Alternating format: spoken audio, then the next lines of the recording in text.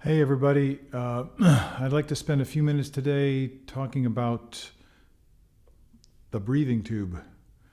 This highly technical device has been used for a long time to help brass players, wind players, to develop a sense of openness and relaxation as they're breathing.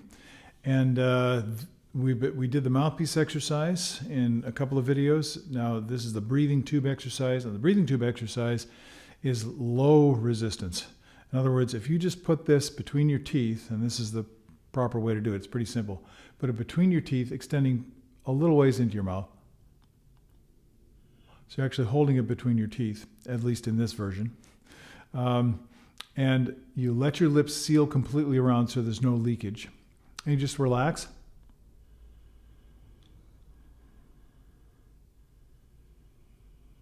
It's kind of like a very large ring gauge cigar. And hopefully there's no smoke. So there are some rules with the breathing tube. This is just a piece of PVC pipe. I usually buy some at the home store and cut it into lengths and give it to my students with a few instructions. So we're doing the video version of the instructions today. So it's not hard to find something like this to work with. But one of the main rules is before you go breathing through this thing, clean it out. Maybe take a rag and wipe it out. Make sure there are no spiders or dust or any foreign material, because you don't want to breathe that in. That's not a good way to start your practice session. So when you're using this, it's pretty simple, and people get bored and say, what am I doing? But the first thing you'll notice is it produces an interesting sensation. A sensation of it's like a lot of your bodily tension falls away, and it feels almost like the air is coming in automatically. And that's a really good thing. So you want to use that as a reference for playing on the trumpet. As a matter of fact, when I was in school, I went to Oberlin, and not too far away was Cleveland. And at that time, Bernie Adelstein was the principal trumpet. We would hear him play fairly often, fairly regularly. And along with the rest of the orchestra, of course, an amazing orchestra. And some of the guys would go into Cleveland and take lessons with Bernie, and they would come back really frustrated and very discouraged. So I figured I didn't need that, so I didn't take lessons from Mr. Adelstein. But it was relayed to me by the students who did study with him that he would say something like, about the breathing tube now, he'd say something like, when you play the trumpet, it should feel just like blowing out through the breathing tube. And of course, it doesn't feel like blowing out through the breathing tube. But what he was talking about is the tongue, the throat, and down into the body should all feel very, very open. And the sensation you're trying to get all the time, even when you're playing on the trumpet, is that the air outside and the air in your body coming through the horn and then in your body, that it's all connected in one piece. And there's nothing squeezing it or keeping it from moving. It's very, very free liquid. It can easily flow back and forth. So that's the main thing that the breathing tube is for. Now, what kind of exercises can you do? Well, there are lots of things that you can do on the breathing tube. And this is where I'm asking you to give yourself permission to be creative. Now, creative doesn't mean just foolish. Creative means kind of curious, thinking about possibilities, trying to imagine things that are beyond what you've thought about before. So again, let's relate this to the trumpet.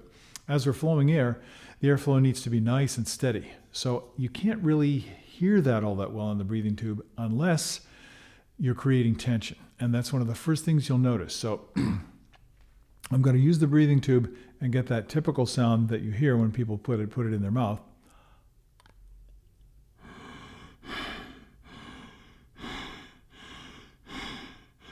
Now all you're hearing is friction. It's air friction in the throat and in the body and through the tube a little bit as well, in your mouth, obviously. And that friction, the air is going to, the faster it moves, the more friction it's going to cause. But it'll be interesting if you give this to a tuba player. A tuba player will go,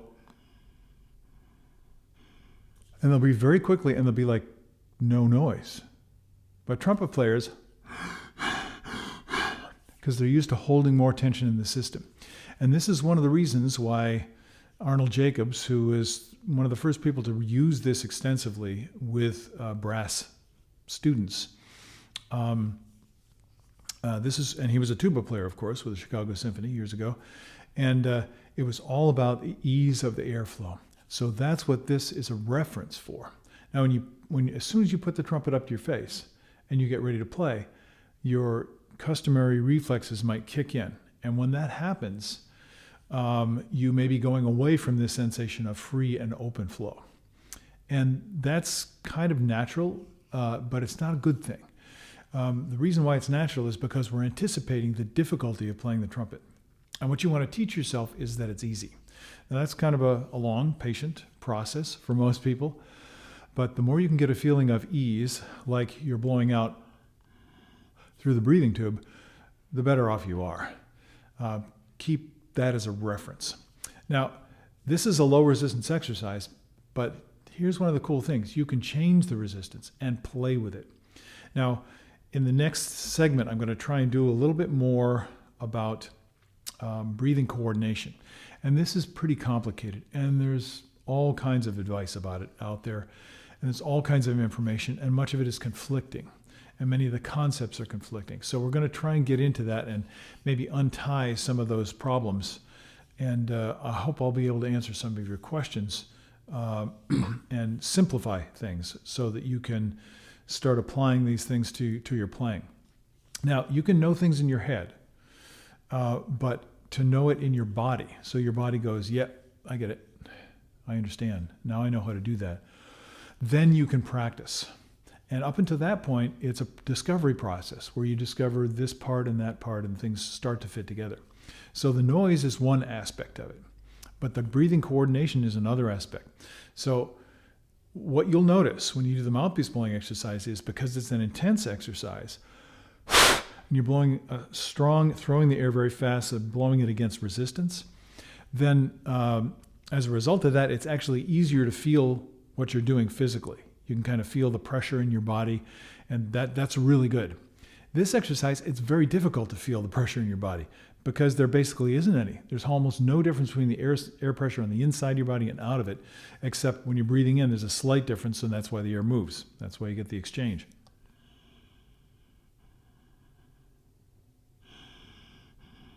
Okay, so you can change the resistance, and there are many ways to do that. The easiest way is you just wrap your fingers around the end of the tube just lightly, and some of the air is going to escape through your fingers in either direction. And that creates a fair amount of resistance. Now, if you do it looser,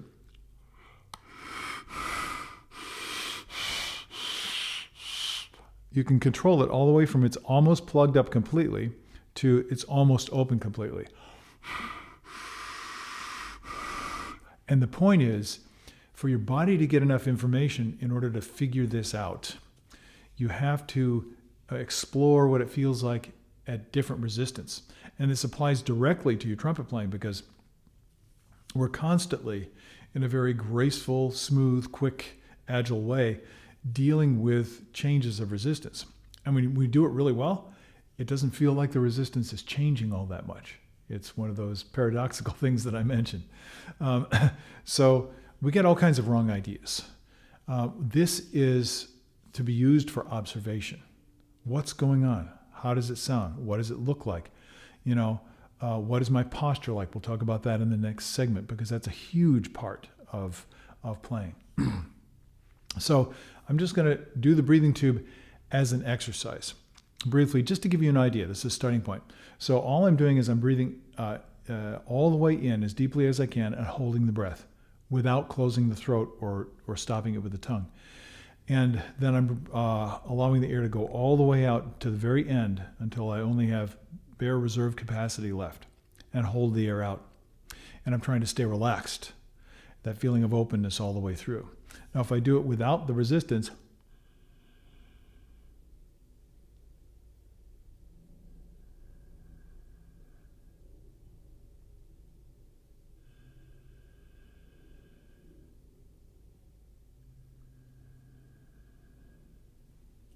Now you can do this with a count. You can put a metronome on it. You can do this kind of thing even without the breathing tube, once you get the feeling, when you're walking, and get into a rhythmic pattern. And if you go online, you can find some of Arnold Jacobs' suggested exercises to do. Or many of you may have checked out the breathing gym, which is a whole series of various exercises that you can do. These are all starting points. What you want to do for your own practice is stay really simple. Do, maybe 2 or 3 different kinds of exercises. Observe as carefully as you can. Pay as much attention as you can to the sensation. Observe your body working. I'm going to tell you something very important about breath. You can't live without it. And this is one of the problems that we run into as wind players. We are suspending our breathing for long periods of time, especially if you're an oboist or a trumpet player. And that becomes kind of the natural way that we operate. Breath is life, in a sense. So you can go without food for, many weeks, even months. You can go without water for several days. But you can't go without air more than about 5 or 6 minutes. You have to get oxygen to your brain. So your body knows that, and it wants to stay alive. That's a good idea. And so getting breath control is kind of like learning how to swim. You have to learn that the water won't hurt you. You have to learn that suspending the air is okay. And you do this by just repetitive exercises and observation. So I'm going to go ahead and do this with resistance now and give you an idea of what it sounds like.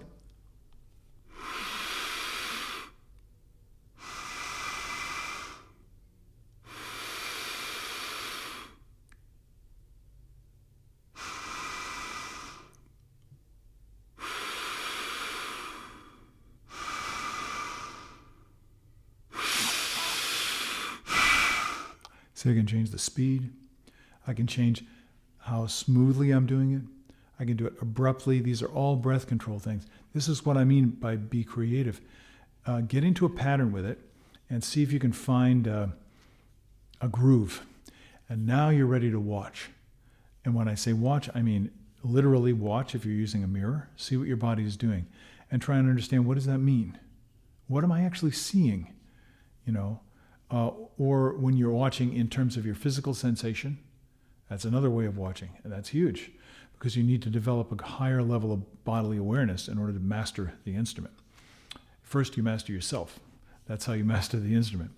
And then your ears are also another great source of feedback, as we talked about before. Now, what I noticed right away when I did that is if I keep my hand, the amount of resistance I'm creating, the same, I don't change it for the breathing in and breathing out,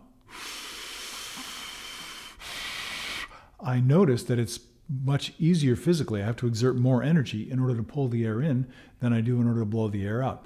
Part of that's just physiological. That's natural, the way the body is made. Part of it is also because we spend a lot of time blowing the air out and we don't think about the inhale.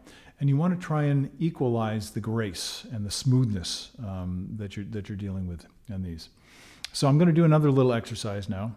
And this is, I think Jacobs used to call it champagne pops. For those of you who study with him, you might remember that. And I think that's maybe mentioned on the breathing gym as well. All you're doing is same setup between the teeth. Let your lips form a seal around the tube. And block the end of the tube. Using the palm of your hand is pretty effective. And inhale. Now you're inhaling and the air's not going anywhere because you plugged up the end of the tube, but you see, if I catch the air in my throat, that's proof that I'm holding tension and that I built tension up. Now that kind of irritates your throat. A lot of people that I've worked with that have problems with breath control, I find out that they'll complain of a sore throat. Oh, they might be doing this all the time. And that causes friction and that causes stress on the tissue. So you can be doing this kind of thing without even noticing that you're doing it. The breathing tube helps you to start to become more aware. That's the primary thing here. So if I do a series of these, here's where the creativity comes in. I'm going to take a full breath, then put the breathing tube in and try and create enough inhaling force, even after I have a full breath, in order to create suction there.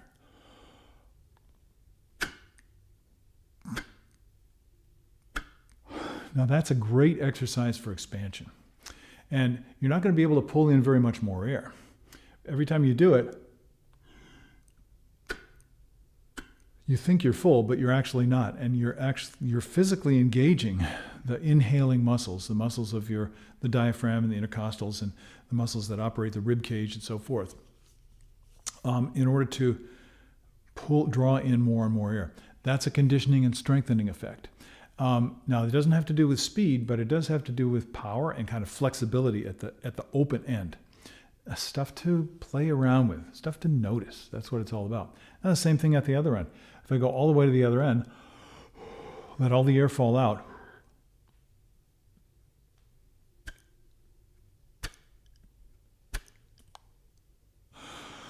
I have almost nowhere left, and you can feel muscles engaging. If you can relax while you're engaging those muscles, you're going to start to figure out one of the main things in your breath control, and that is the difference between the inhaling muscles and the exhaling muscles, the inhaling mechanism and the exhaling mechanism of your body. Now, these things happen automatically. You've been breathing since you were born, right? I think. It was automatic once we got the engine started, Some doctor slapped you on the butt, and what's the first thing you did? You screamed. You made noise. You were born into the world. And that noise, that voice, that's what we're trying to get in. That's what we're trying to hook up with and get back into. Now, that's natural. And you've been breathing ever since, and you haven't been thinking about it. And here's a problem that I want you to notice, especially when we get into the next segment, because I've only scratched the surface of this. There's hundreds of exercises you could do with the breathing tube. Like I said, experiment, go online, find some exercises, do some of the things that I've suggested to you, and make up your own exercises with a purpose. What am I trying to accomplish here? Good questions. Do your research, write stuff down, remember what you discovered, because you'll forget it, and you'll be glad that you wrote it down later on. So breathing is life. Breath is life, as we said. You've been doing it automatically. You do it when you're asleep. I had a friend in college, a close friend, who had this obsessive idea that he was afraid to go to sleep because he thought that if he went to sleep that he would stop breathing. That shows something, a significant lack of trust, for sure. And I suppose it's understandable, but for most of us anyway, most of the time, we don't stop breathing. We actually wake up the next day, and that means we've been breathing all night long, to one degree or another. I don't mean to offend anybody with sleep apnea, because that's very, very serious, difficult disorder. That's where your body kind of forgets to breathe, and then the oxygen level and the carbon dioxide level change, and all of a sudden you wake up, and don't even think about that. We want to stay in a healthy place right now. So that idea that you have to control it, that if it's not for you, that it's not going to happen, that's the idea you need to get rid of. And it's very difficult. The more aware you become of how your body is working, I can pretty much guarantee you that you're going to try and control it. You're going to try and come up with a hands-on way of making your body do stuff. And what you're trying to learn how to do is exactly the opposite of that. You're trying to learn how to let it operate as naturally as possible, but with a much more advanced degree of development and training. Similar to most people can walk, and a lot of people can run, but not too many people run like Usain Bolt. That's pretty unusual. And any world-class athlete, gymnastics, probably the best one I can think of, has developed the natural movements of the human body to the highest possible degree. And that's exactly what we're doing here. This is an athletic venture, so it has to be built up in stages gradually to allow your body to adapt, but you're trying to coordinate with the natural things that your body already knows how to do. And I want you to keep this in mind when you work. Notice how your mind wants to go in and manipulate and take control of things. And this is not a good idea. So that's enough for today. I want to get into today. You probably couldn't see much when I was breathing, and that's a good point.